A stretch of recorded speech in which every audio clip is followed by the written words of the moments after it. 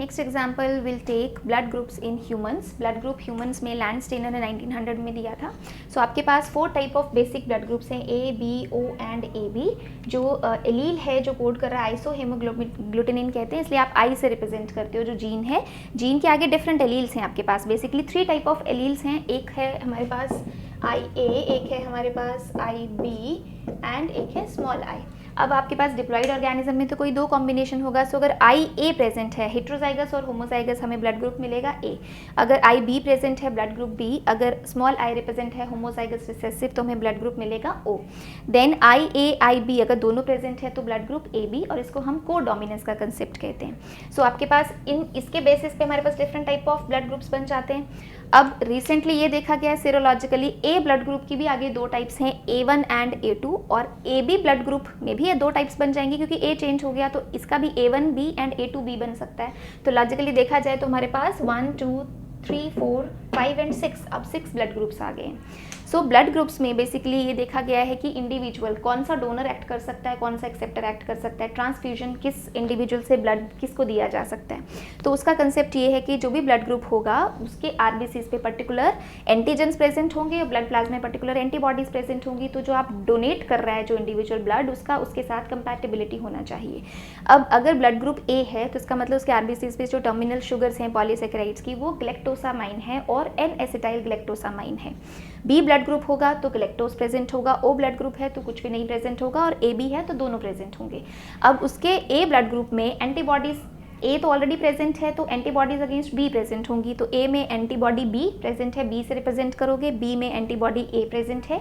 ओ में आपके पास दोनों एंटीबॉडीज प्रेजेंट होती हैं और ए बी में कोई भी नहीं होगी। अब अगर हम डोनर देखें तो ए ब्लड ग्रुप का जो इंडिविजुअल है that can accept blood from A और ओ। सिमिलरली बी जो है वो एक्सेप्ट कर सकता है बी और ओ, एंड ओ एक्सेप्ट कर सकता है only from O. A B accept कर सकता है सभी से, तो इसलिए हम ए बी को यूनिवर्सल एक्सेप्टर कहते हैं और ओ को हम यूनिवर्सल डोनर कहते हैं।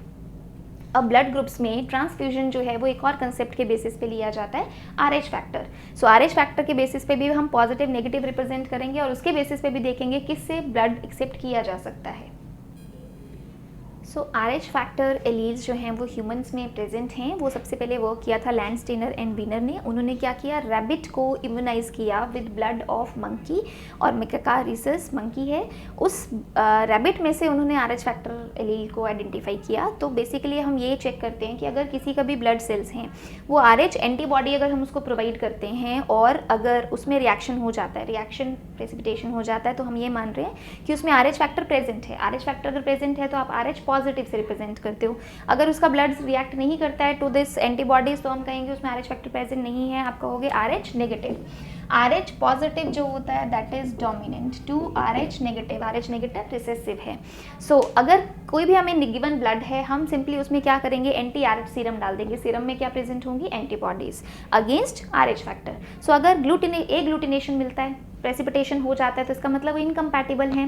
दैट मीन्स हम कहेंगे जो प्रेसिपिटेशन मिल रहा है उस इंडिविजुअल में RH पॉजिटिव प्रेजेंट है। अगर इवन डिस्ट्रीब्यूशन मिलता है आरबीसीज का, इसका मतलब उसमें RH फैक्टर नहीं है तो एंटीबॉडीज के साथ रिएक्ट नहीं करेगा, तो आपको कंपैटिबल रिएक्शन आप कहोगे, आपका आरबीसीज जो होंगे वो प्रेसिपिटेट नहीं करेंगे। सो इसके बेसिस पे हम इंडिविजुअल को RH पॉजिटिव या RH नेगेटिव बताते हैं। तो ब्लड ग्रुप में इस तरह से आप, जैसे अगर उसका ब्लड ग्रुप AB है और उसमें RH फैक्टर प्रेजेंट है तो हम उसको AB पॉजिटिव कह देंगे, और अगर ब्लड ग्रुप में उसमें RH फैक्टर नहीं है तो हम उसे AB नेगेटिव। सिमिलरली आप सभी ब्लड ग्रुप्स को ऐसे ही असाइन कर सकते हो।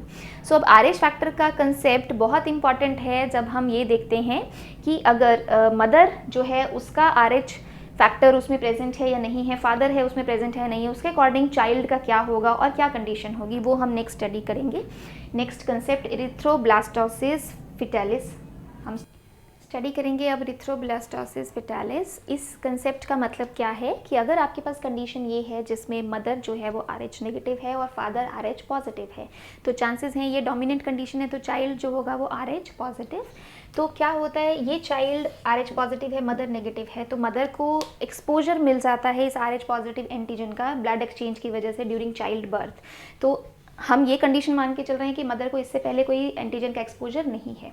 एक्सपोजर उसको जो फर्स्ट टाइम मिला वो ड्यूरिंग बर्थ मिला। तो ये फर्स्ट प्रेगनेंसी में जो चाइल्ड बर्थ था वो नॉर्मल हुआ, क्योंकि बर्थ के टाइम पे ही एक्सपोजर मिला, तो मदर ने अब RH पॉजिटिव एंटीजन अगर उसको दोगे तो जो मदर है that will develop anti RH antibodies, immune system work करेगा और RH पॉजिटिव के अगेंस्ट वो एंटीबॉडीज बना लेगा। बट प्रॉब्लम फर्स्ट प्रेगनेंसी में नहीं आया क्योंकि एक्सपोजर तभी हुआ था, बर्थ हो चुका है। लेकिन अगर यही मदर अब RH नेगेटिव सेकेंड प्रेगनेंसी वो कंसीव करती है तो क्या होगा, जो मदर है वो RH नेगेटिव है लेकिन उसके पास एंटी RH एंटीबॉडीज भी प्रेजेंट है।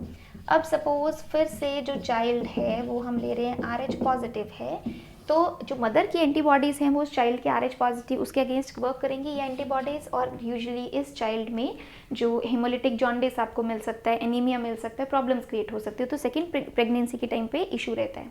हम इस चीज़ को ट्रीट कर सकते हैं, डिफरेंट मेथड्स है जिसके थ्रू आप एरिथ्रोब्लास्टोसिस फेटालिस टर्म हम इसे यूज़ कर रहे हैं क्योंकि फिटस पे जो चाइल्ड है उसके RBCs पे अटैक हो रहा है, एनीमिया हो रहा है, या हम कह रहे हैं हेमोलिटिक, वो RBCs को किल कर सकता है, जॉन्डिस हो सकता है। तो इसलिए ये कंसेप्ट है। तो ये हमें मिलता तभी है जब मदर हम ले रहे हैं ये वाला कंसेप्ट RH नेगेटिव और फादर जो है वो RH पॉजिटिव है। तो इसको ट्रीट करने के लिए डिफरेंट मेथड्स हैं।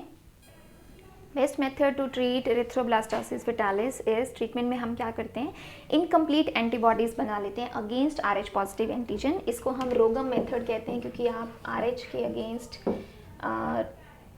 एंटीबॉडीज़ बना रहे हो। रोगम मेथड में सिंपली हम ये कह रहे हैं कि आपने एंटीबॉडीज़ बना ली और वो इनकम्प्लीट हैं, तो इसका मतलब उसको किल नहीं कर सकती, जस्ट उसके साथ इंटरेक्ट कर सकती हैं। तो हम क्या करेंगे, जैसे ही मदर जो RH नेगेटिव मदर है, इमिजिएटली आफ्टर चाइल्ड बर्थ जब हमें लगता है कि एक्सपोजर हो सकता है और मदर का इम्यून सिस्टम एक्टिव होगा, वो एंटीबॉडीज़ बनाएगी, तो हम इमिजिएटली क्या करते हैं, उसको इनकम्प्लीट एंटीबॉडीज़ इंजेक्ट कर देते हैं। ये इनकम्प्लीट एंटीबॉडीज़ जो हैं वो RH पॉजिटिव एंटीजन्स के साथ जाके इंटरेक्ट करेंगे और RBCs में जहाँ RH पॉजिटिव एंटीजन्स प्रेजेंट हैं इसके ऊपर इनकम्प्लीट एंटीबॉडीज़ बाइंड कर जाएंगे और एक तरह से कोटिंग बन जाएगा इसके ऊपर। क्योंकि सारी एंटीबॉडीज़ वहाँ बाइंड कर जाएंगी तो एंटीजन के पास अब किसी और एंटीबॉडी के साथ इंटरेक्ट करने का कोई स्पेस नहीं है, तो मदर को इन एंटीजन्स का एक्सपोजर नहीं होगा। यू कैन से जो मदर का इम्यून सिस्टम है वो एक्टिव नहीं हो पाएगा। अगर उसका इम्यून सिस्टम ही एक्टिव नहीं होगा क्योंकि वो एंटीजन को डिटेक्ट नहीं कर पा रहे, सारे एंटीजन कोटेड है विद इनकम्प्लीट एंटीबॉडीज़, अब उसका इम्यून सिस्टम एक्टिव नहीं तो वो खुद की एंटीबॉडीज़ नहीं बनाएगी। धीरे धीरे आफ्टर चाइल्ड बर्थ ये जो मदर में आपने इनकम्प्लीट एंटीबॉडीज़ डाली थी वो कुछ मंथ्स के बाद वो भी डिसिपिएट कर जाती हैं। तो इसका मतलब सेकेंड प्रेगनेंसी जब उस मदर में फिर से होगी तो उसमें कोई ऑलरेडी एंटीबॉडीज़ प्रेजेंट नहीं होगी, तो सेकेंड चाइल्ड को कोई भी हार्म नहीं होगा। बेसिकली हमने मदर के इम्यून सिस्टम को एक्टिव होने से रोका है। एक्टिव होने से रोकने के लिए जो एंटीजन्स थे उनके साथ आपने इनकम्प्लीट एंटीबॉडीज़ का इंटरेक्शन करवा दिया, सो एक तरह से वो कोटिंग कर दिया और एंटीजन्स जो है वो इम्यून सिस्टम को एक्टिवेट नहीं कर पाए।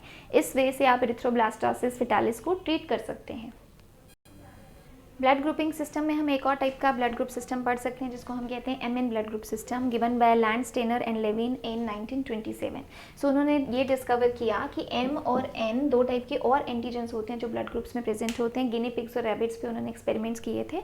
सो उसके बेसिस पे भी हम ब्लड ग्रुप डिफाइन कर सकते हैं। ब्लड ग्रुप M हो सकता है, MN हो सकता है और N हो सकता है।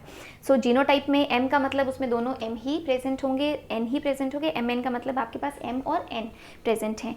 तो M ब्लड ग्रुप तब मिलेगा जब एंटीजन M प्रेजेंट है, MN ब्लड ग्रुप तब मिलेगा जब MN एंटीजन प्रेजेंट है और सिमिलरली N तब मिलेगा जब N एंटीजन प्रेजेंट है।